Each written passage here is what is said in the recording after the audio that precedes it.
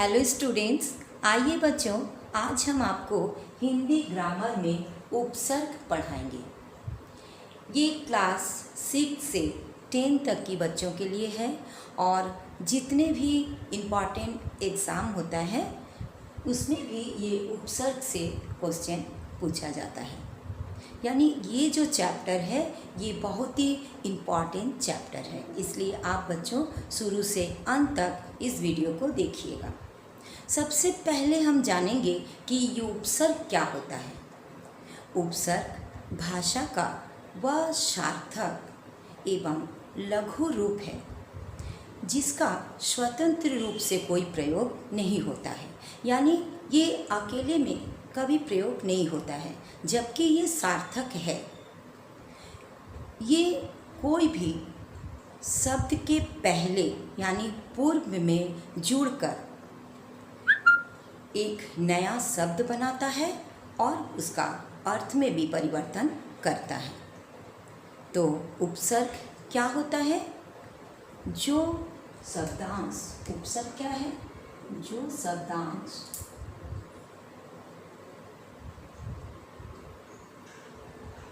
जो शब्दांश किसी शब्द के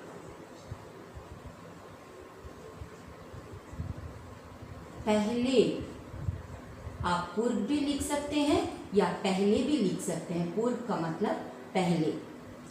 जो शब्दांश किसी शब्द के पहले जुड़कर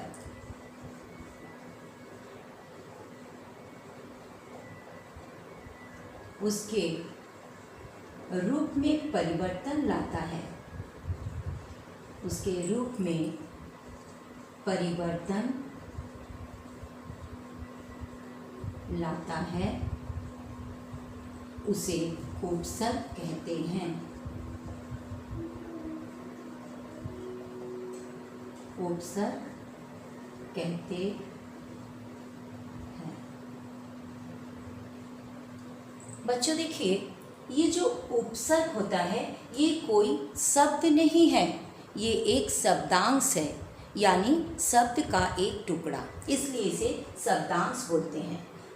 जो शब्दांश किसी शब्द के पहले यानी उपसर्ग जो होता है वो कोई भी शब्द के पहले लगाया जाता है, पहले जुड़कर उसके रूप में परिवर्तन ला देता है।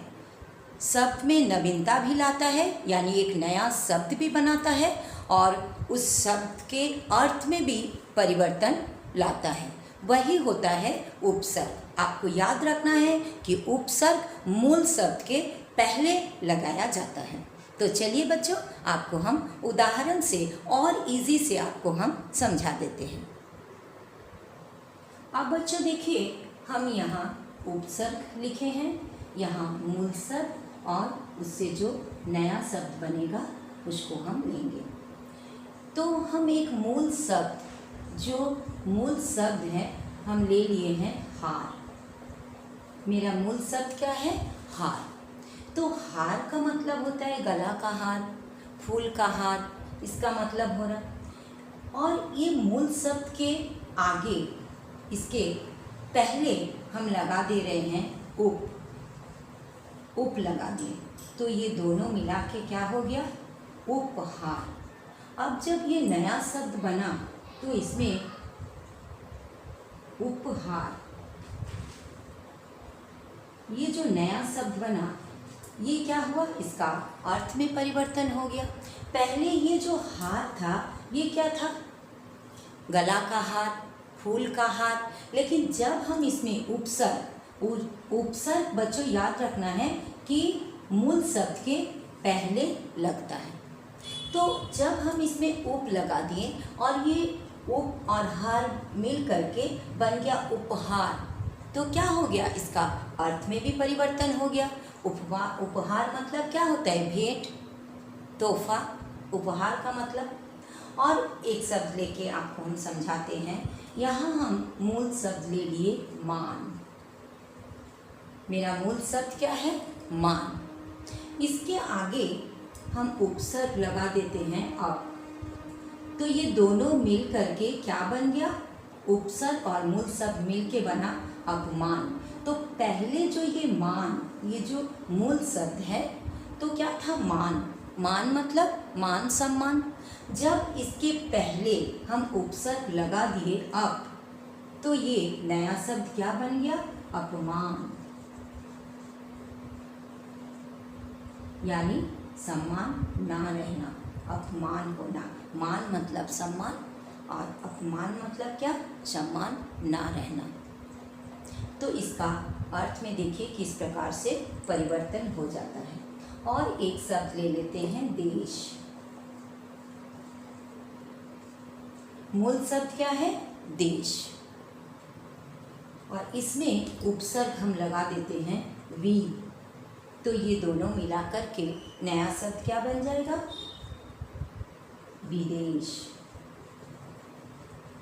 यानी ये पहले था देश, अपना देश, और बाद में जब वी लगा दिए तो ये क्या बन गया? विदेश। तो इस प्रकार से बच्चों हम क्या करते हैं? मूल शब्द के जो हम पहले उपसर्ग को लगा करके नया शब्द बनाते हैं वही हो जाता है उपसर्ग। तो बच्चों इसमें आपको ध्यान देना है कि एग्ज़ाम में आता है कि मूल शब्द और उपसर्ग को अलग कीजिए।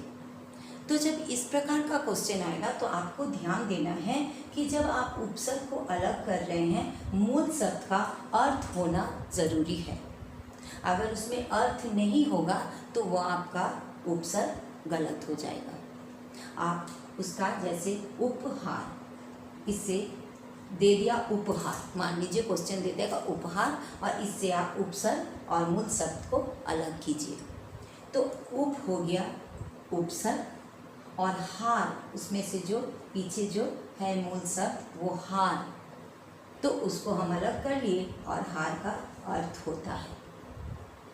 तो इस प्रकार से आपको आगे हम क्वेश्चन दे के भी आपको समझाएंगे कि किस प्रकार से आपको उपसर्ग और मूल शब्द से उपसर्ग को अलग किया जाता है। तो चलिए अभी हम उपसर्ग के जो भेद होते हैं उसको आपको हम समझाते हैं। आप बच्चों देखेंगे हम कि उपसर्ग के कितने भेद होते हैं। उपसर्ग को 4 भाग में बांटा जाता है। सबसे पहला है संस्कृत के उपसर्ग, दूसरा है हिंदी के उपसर्ग, तीसरा है अरबी, फारसी और उर्दू के उपसर्ग, और संस्कृत के अव्यय जो उपसर्ग के रूप में ही प्रयोग किया जाता है। तो बच्चों चलिए आपको हम एक एक करके उदाहरण के साथ समझाएंगे कि किस प्रकार से इसका हम प्रयोग करते हैं। अब बच्चों आइए सबसे पहले हम आपको संस्कृत के जो उपसर्ग होते हैं उसको हम समझाते हैं।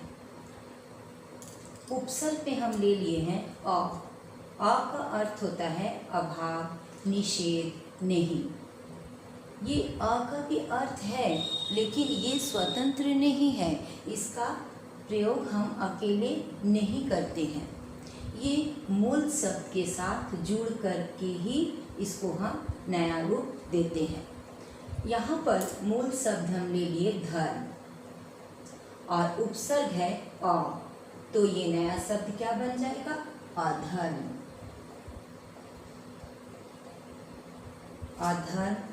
और इसी प्रकार से हम अन्याय, अमर, तो अ से हम मूल शब्द लगा करके हम नया शब्द बना सकते हैं।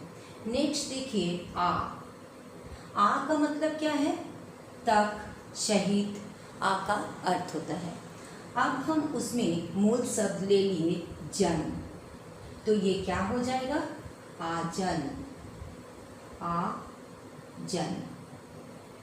तो बच्चों देखिए यहाँ पर मूल शब्द जो है उसका भी अर्थ है और ये जो उपसर्ग है इसका भी अर्थ है, लेकिन उपसर्ग को हम अकेले स्वतंत्र रूप से इसका प्रयोग नहीं कर सकते हैं।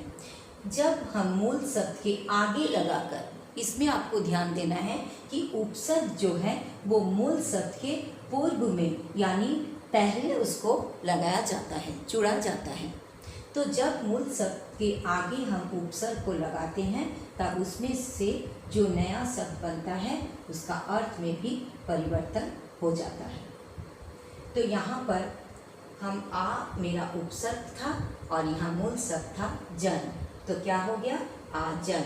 इसी प्रकार से हम आ से और बना सकते हैं आधार, आदर, यहाँ पर धार लिख देंगे मूल शब्द तो हो जाएगा आधार।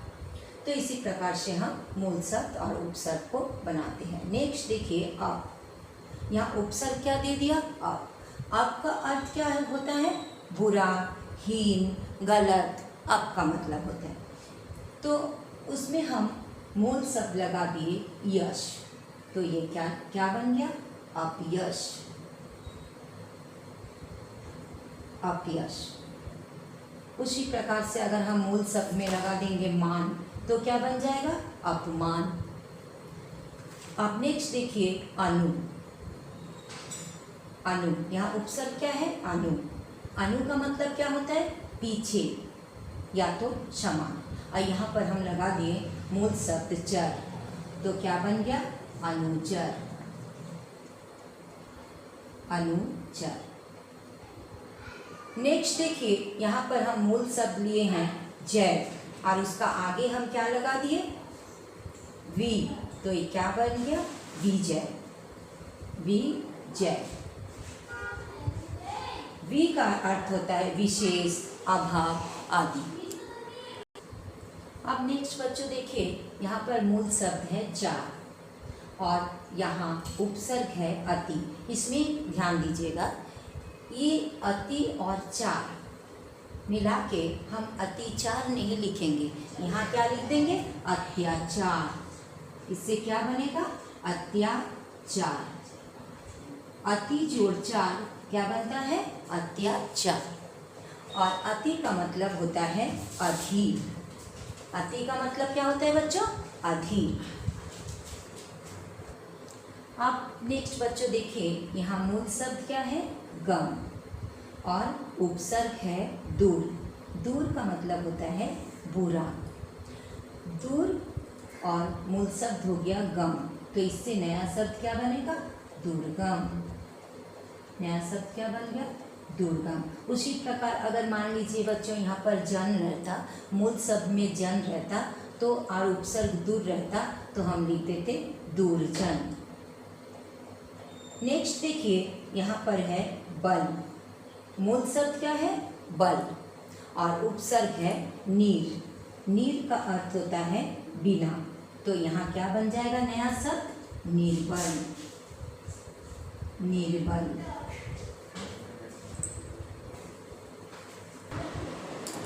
आप नेक्स्ट देखिए बच्चों यहाँ पर उपसर्ग है दुष और मूल शब्द क्या है कर। दुष का मतलब होता है बुरा, तो यहाँ दुष्कर तो क्या बन गया दुष्कर, दुष्कर। तो बच्चों आपको इस प्रकार से मूल शब्द और उपसर्ग को बनाना है। तो चलिए और कुछ संस्कृत के उपसर्ग आपको हम दिखाते हैं। अब बच्चों देखिए और कुछ हम संस्कृत के उपसर्ग लिए हैं। बच्चों इसके अलावा भी और भी कुछ संस्कृत में उपसर्ग होते हैं, लेकिन यहाँ जितना हम पढ़ाए हैं वो बहुत ही इम्पॉर्टेंट उपसर्ग है। यहाँ हम लिए हैं उपसर्ग उप। उप का मतलब होता है छोटा, पास और मूल शब्द है नाम, तो क्या बन जाएगा नया शब्द उपनाम। अब इसकी जगह मान लीजिए यहाँ हार लिख देते तो उपहार हो जाता। इसी तरह से मूल शब्द और उपसर्ग को हम नया शब्द बनाते हैं। अब नेक्स्ट देखिए यहाँ उपसर्ग क्या है शम। शम का अर्थ होता है अच्छा अथवा पूर्ण। यहाँ पर हम ले लिए मूल शब्द पूर्ण, तो ये क्या बन गया संपूर्ण, संपूर्ण। बच्चों यहाँ जो माँ में हलंत जब रहेगा तो इसको हम क्या करते हैं, ये माँ में हलंत को अनुस्वार का रूप देते हैं। संपूर्ण, संबंध, इस प्रकार से हम इसमें शब्द बनाते हैं, नया शब्द बनाते हैं। नेक्स्ट देखिए उपसर्ग है शु। शु का मतलब होता है अच्छा, सुखी, और यहाँ पर मूल शब्द ले लिए शील, तो क्या बन गया? सुशील। सुशील, सुशील बनेगा। अगर यहाँ पर मूल शब्द रहता पुत्र तो बन जाता सुपुत्र। अब नेक्स्ट देखिए कु। उपसर्ग क्या है? कु। कु का मतलब क्या होता है? बुरा। शु का मतलब अच्छा, लेकिन कु का मतलब होता है बुरा। और उसमें मूल शब्द क्या है? रु। और दोनों मिला के उपसर्ग और मूल शब्द मिला के नया शब्द क्या बन गया? कुरु। कुरु। यहाँ पर पुत्र रहता तो हो जाता कुपुत्र। नेक्स्ट देखिए प्रति। यहाँ पर उपसर्ग क्या है? प्रति। प्रति का मतलब होता है विरोध, और यहाँ पर दिया है कार। मूल शब्द क्या है? कार, तो क्या बन जाएगा? प्रतिकार। प्रतिकार।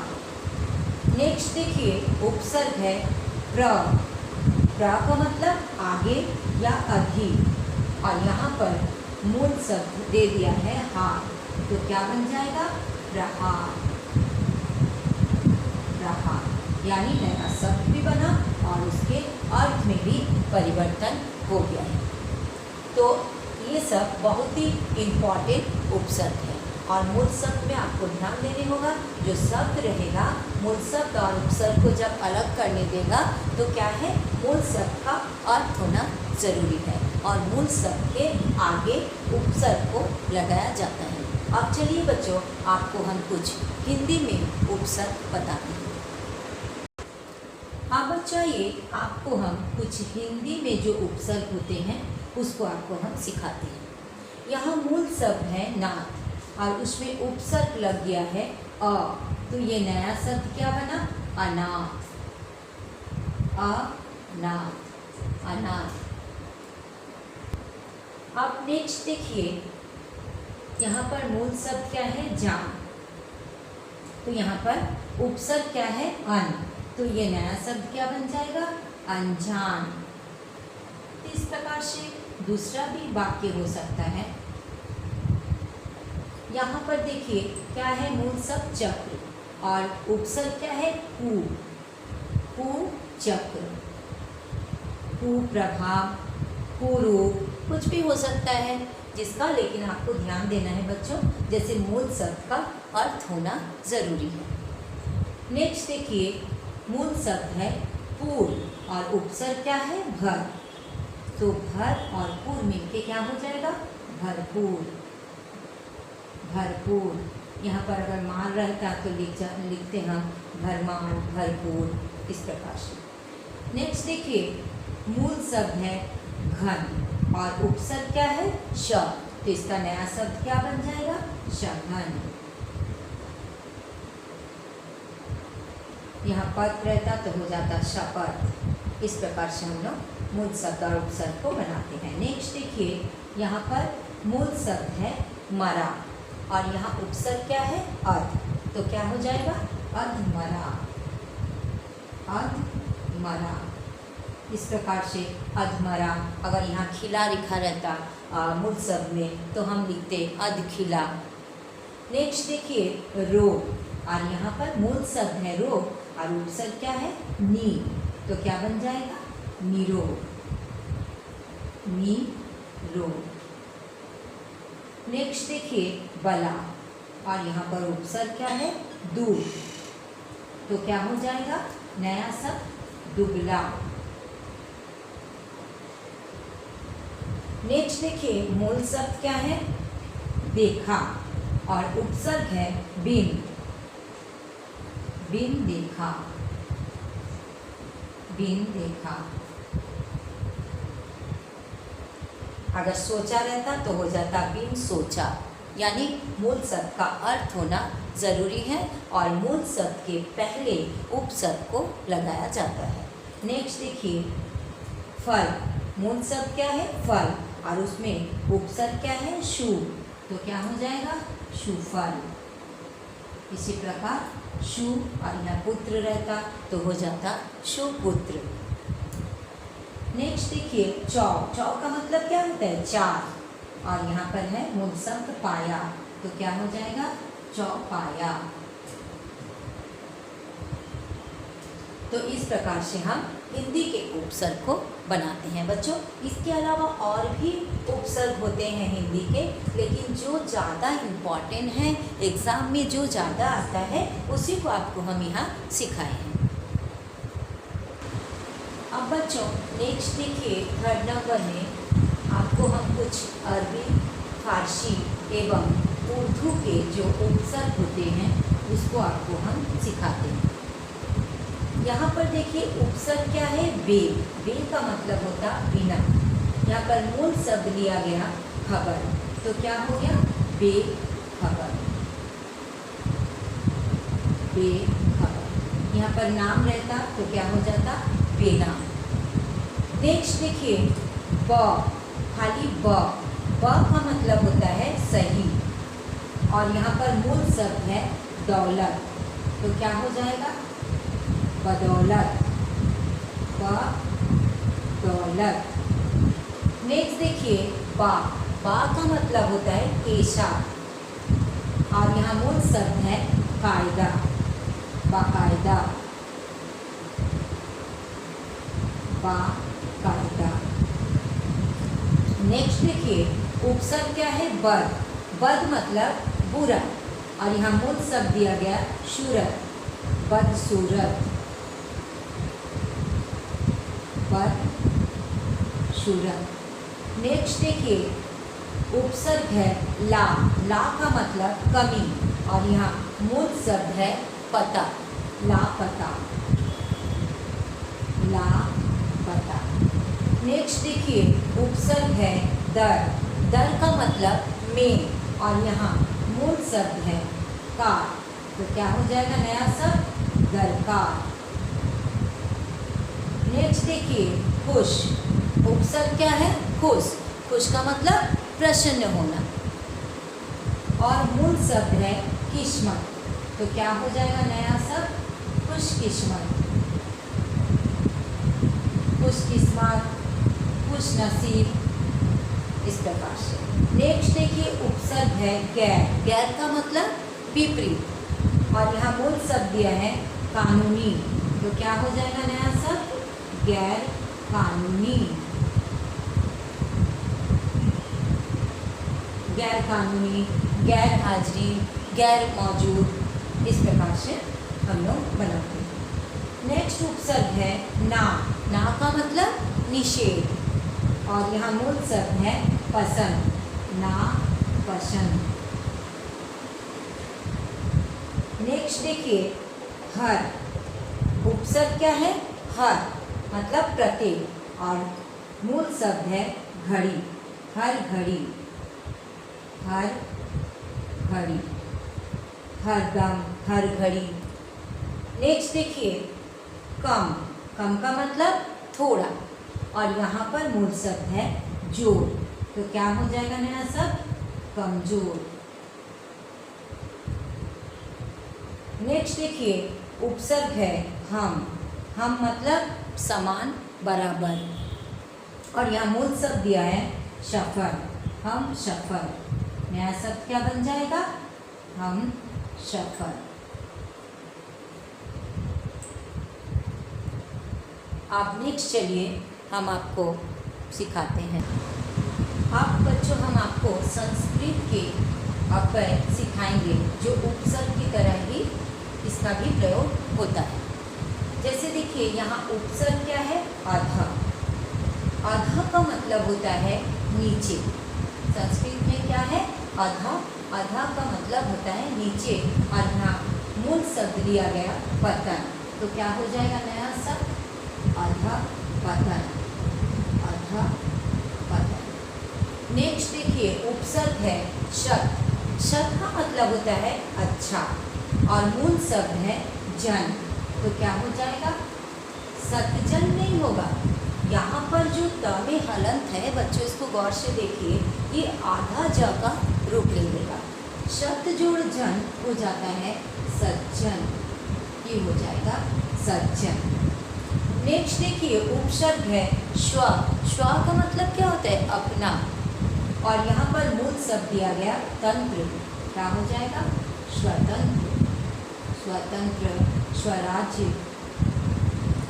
नेक्स्ट देखिए, उपसर्ग है पूरा, पूरा का मतलब पहले, और यहाँ मूल शब्द है तन, तो क्या हो जाएगा?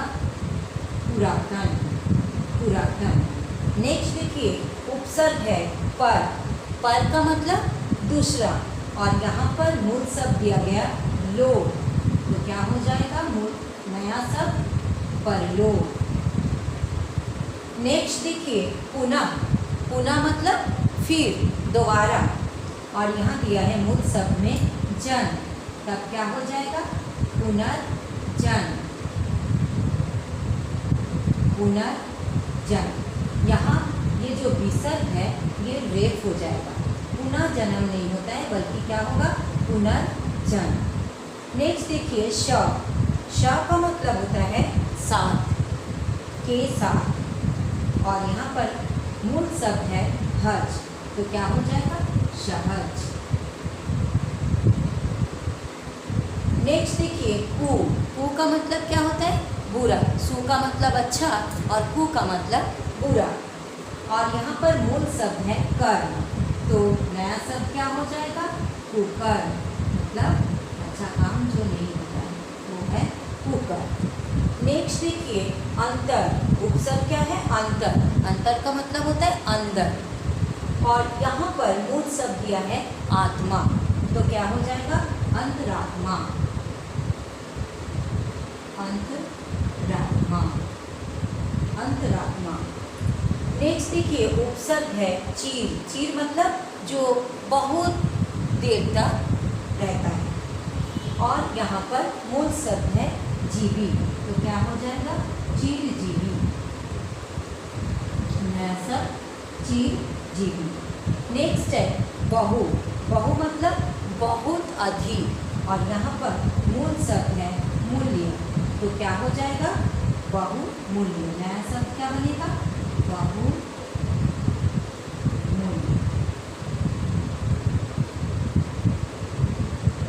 तो इस प्रकार से बच्चों हम उपसर्ग और मूल शब्द दोनों को मिला करके हम नया शब्द बनाते हैं। तो बच्चों आइए आपको कुछ हम क्वेश्चन देंगे जिससे आपको सिखाएंगे कि किस प्रकार से हम उपसर्ग और मूल शब्द को अलग करते हैं। आप बच्चों देखिए, हम एक क्वेश्चन दिए हैं, निम्नलिखित शब्दों से उपसर्ग तथा मूल शब्द अलग करके लिखे। उपसर्ग और मूल शब्द को क्या करना है? अलग करना है। यहाँ कुछ शब्द दिए गए हैं, तो देखिए बच्चों किस प्रकार से हम उपसर्ग और मूल शब्द को अलग करते हैं। इस प्रकार का क्वेश्चन एग्जाम में आता है, तो बच्चों आप ध्यान से देखिए। आजीवन, तो यहाँ पर पहले हम क्या बताएं? जो मूल शब्द के पहले लगता है वो होता है उपसर्ग, तो यहाँ पर आजीवन, आ हो जाएगा उपसर्ग और जीवन हो जाएगा मूल शब्द। अगर बच्चों मान लीजिए यहाँ पर कोई कर देगा कि आजी और वन मूल शब्द, तो उसका पूरा गलत हो जाएगा, इसलिए यहाँ पर आ हो जाएगा उपसर्ग और जीवन, जीवन ये मूल शब्द हो जाएगा। स्वतंत्र, यहाँ पर स्व उपसर्ग क्या हो जाएगा बच्चों? स्व, और तंत्र हो जाएगा मूल शब्द। प्रतिकूल, प्रति हो जाएगा उपसर्ग, प्रति हो गया उपसर्ग और मूल शब्द हो गया कुल, प्रतिकूल। अधपका, अध हो गया उपसर्ग और पका हो गया मूल शब्द। संपूर्ण, बच्चों यहाँ पर श में अनुस्वार है, तो यहाँ पर आप ऐसे लिखेंगे स और म में हलंत, सम, और यहाँ पर मूल शब्द में लिखेंगे पूर्ण, हो गया संपूर्ण। उसी तरह अगर रहेगा सज्जन, तो क्या हो जाएगा? सत जोड़ जन, सज्जन।